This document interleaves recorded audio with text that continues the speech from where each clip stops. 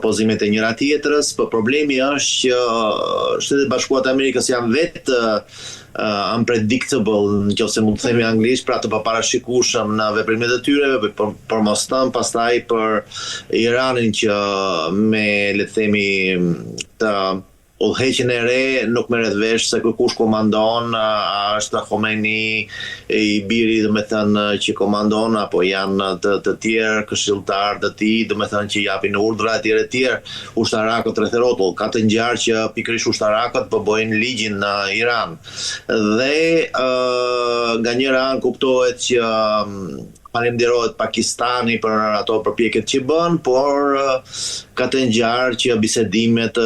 kanë hyrë në një qorë sokak dhe amerikanët kanë gjetur belan, le të themi, që se nuk din me këtë bi dakord. Ndoshta ata kanë asgjësuar mes atyre që kanë asgjësuar, edhe ata të paktën lider të Iranit që ishin në gjendje ta bënin këtë gjë. Këtë gjë kanë nënvizuar dhe në Moskë shumë specialistë që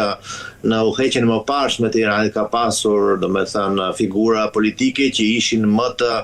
me provojë, le të themi, në shkëmbimet diplomatike, në bisedimet të ndryshme, domethënë, prandaj dhe mundësitë për një kompromis me ato udhëheqje ishin më e madhe se sa tani, duke azgjësuar kupolën, le të themi, e sistemit iranian shtetëror. Izraeli dhe Shtetet Bashkuara të Amerikës komplikuan situatën, ata menduan që do të psonin Iranin, por në fakt jo çuditërisht do thoja, por është logjike që si shtet, le të themi, jo nga ana ekonomike apo ndoshta edhe ushtarake, por nga ana e unifikimit, domethënë, në një luftë, në një kauzë të përbashkët kundër agresorëve, Irani është konsoliduar goxha dhe po merr hov tashmë, po merr ka më tepër, domethënë, suksese, të paktën edhe kur vetë shpallen, si gjithsesi nga ana morale dhe geostrategjike e përsin në këtë moment koha punon më tepër për Iranin, që nuk ka ngut, ndërsa Shtetet Bashkuara të Amerikës në një farë mënyre e kanë këtë ngutësi, sepse jo shumë vonë, pra në vjesht priten zgjedhjet në Kongresin Amerikan dhe një luftë stërë zgjatur në lindjen e mesme do t'i kushtonte shtrenjtë establishmentit republikan në Shtetet Bashkuara të Amerikës. E qartë. Zotë Pumo, nga ana tjetër, a mendoni se është kërkesa e Iranit pra për kontroll mbi ngushtisën e Hormuzit një vije kushe, do të thuaja që SBA nuk do të mund ta pranojnë, pasi Irani nuk kërkon vetëm heqjen e sanksioneve, por edhe një kontroll strategjik mbi Hormuzin, por sigurisht edhe fundin e presionit amerikan? Është e drejtë, sepse vërtet, domethënë, ngushtica e Hormuzit, le të themi, është një në vend domethënë gjeo natyror, domethënë i krijuar nga natyra dhe nuk është bërë, për shembull, si nuk është e njëjta gjë si me kanalin e Suezit, për shembull, që është ndërtuar në mënyrë artificiale nga njeriu dhe aty paguhen të gjithë kush kalon në kanalin e Suezit. Ngushtica e Hormuzit nuk konsiderohet edhe me ligjet ndërkombëtare, nuk kanë të drejtë shtete, për shembull, se me të njëjtin, le të themi, sukses, Turqia mund të merrte në ngushticën e Bosforit, gjithashtu në ngushticën e Gibraltarit do të paguheshin, si themi, haraçe për në të drejtim. Prandaj Shtetet Bashkuara të Amerikës, duke zhvilluar këtë konflikt që nga njëra anë sigurisht që po i sjell dividende Shtetet Bashkuara të Amerikës, mos kujtojmë që Shtetet Bashkuara të Amerikës vetëm po humbasin atje. Sigurisht që ka dhe interesat e veta dhe zgjatja e konfliktit nuk është vetëm dëm për Shtetet Bashkuara të Amerikës, sidomos nga ana ekonomike. Nga ana e prestigjit, nga ana geostrategjike ndoshta është në dëm, por jo nga ana ekonomike. Prandaj, sepse në qoftë se Shtetet Bashkuara të Amerikës do t'i interesonte një le të themi hapje e ngushticës së Hormuzit sa më shpejt ishte e mundur, Shtetet Bashkuara të Amerikës do ta bënin. E qartë. Zotë Pumo, nëse Irani do të tentojë realisht pra të kontrollojë ose të bllokojë totalisht ngushticën e Hormuzit, mendoni se do të kemi një ndërhyrje ushtarake të menjëhershme nga ana e SBA-s apo nga ana tjetër edhe nga ana e Alatëve? Po mund të duket e çuditshme, por teknikisht është pothuajse e pamundur. Domethënë pa bërë një sakrificë të jashtëzakonshme, të bësh një operacion toksor që nuk i di se si do përfundojë dhe me një sasi të jashtëzakonshme të viktimave, gjë që le të themi administrata amerikane nuk do ta pranonte kurrë. Prandaj ka pak të ngjarë që të ketë operacione, le të themi të një situatë, domethënë siç kanë qenë për shembull në Irak, po aty ka qenë një koalicion i madh, pastaj ushtria e Saddamit në atë kohë ishte e shpërbër, domethënë ata janë mbathën domethënë në gjitha drejtimet, ndërsa le të themi që shteti iranian është i konsoliduar, ka më tepër organizim, ka më qendresat janë të mëdha dhe problemi për shembull në ngushticën e Hormuzit konsiderohet tek ato le të themi skafat e vegjël që janë shumë mobil dhe janë shumë efikas kundrejt të gjithë atyre anijeve luftarake apo plambajtëse që kanë Shtetet Bashkuara të Amerikës dhe një skaf i vogël nganjëherë mund të dëmtojë një anije të madhe dhe është dhe kostoja e operacioneve ushtarake që kushtojnë goxha që e bëjnë Amerikën të mendojë 2 herë apo 3 herë se para se të sulmojë. Është një gjë kur sulmon nga ajri, godet me raketa, me gjëra, tjetër gjë është kur bën një operacion të mirëfill toksor apo dëtar. E qartë, në fakt, Donald Trump, zoti Pumo, i shuajti reagimin iranian tërësisht të papranueshëm, ndërsa me njëherë mes kësaj zhvilloi edhe një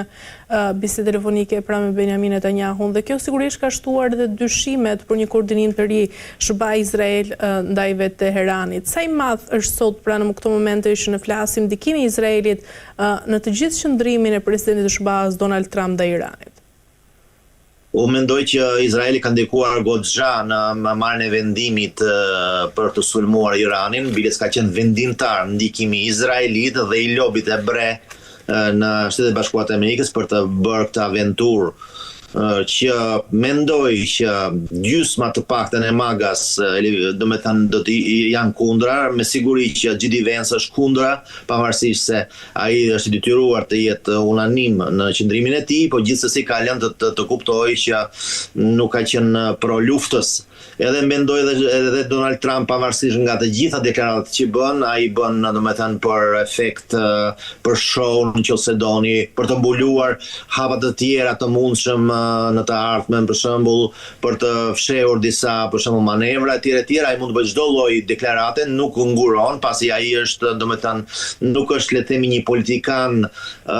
karrierist, por është një spontan në veprimet e tij dhe deklaratat e tij nganjëherë janë duke si të pamatura, po unë jam i bindur se çdo deklaratë që ai e bën me një qëllim të caktuar.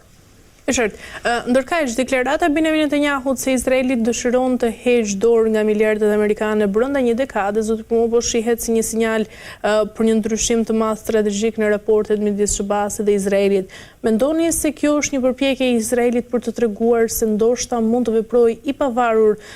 ushtarakisht edhe pa pasur edhe mbështetjen e Washingtonit? Unë mendoj që fal Shtetet Bashkuara të Amerikës është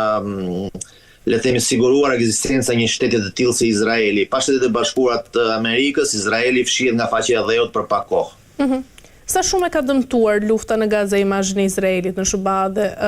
apo humbet ndoshta edhe Tel Avivi mbështetjen tradicionale amerikane? Nuk besoj shumë në këtë gjë, pasi sado që të jenë, domethënë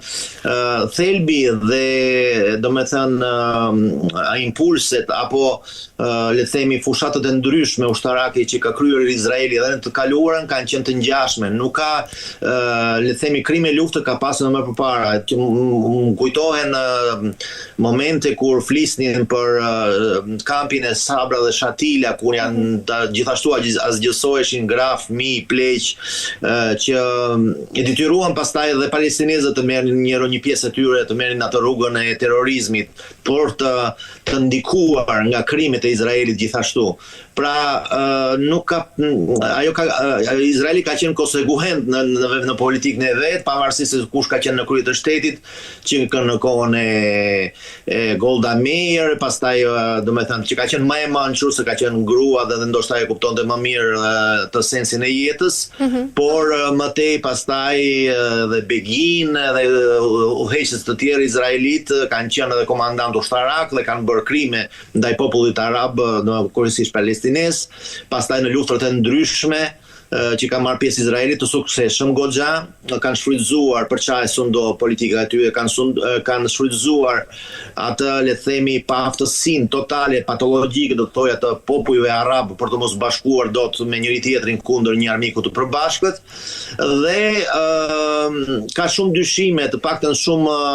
mbasi edhe teori komploti, por që nuk i mungon sensi, nganjëherë kur thonë që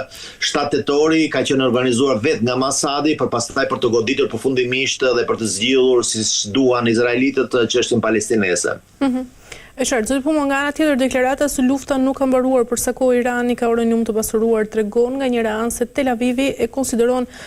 ende të hapur për frontin iranian. Mendoni se në këtë rast është duke përgatitur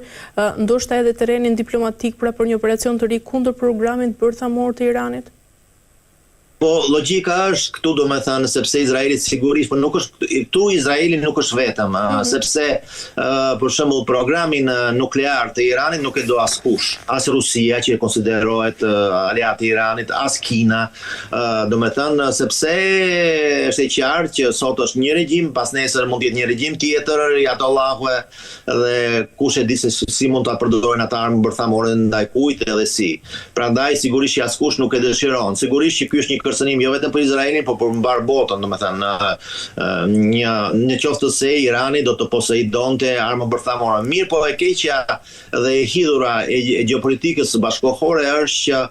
vetmja garanci për të patur një farë vaksine kundër agresionit të fuqive të mëdha është pikërisht bomba bërthamore. Jo më kot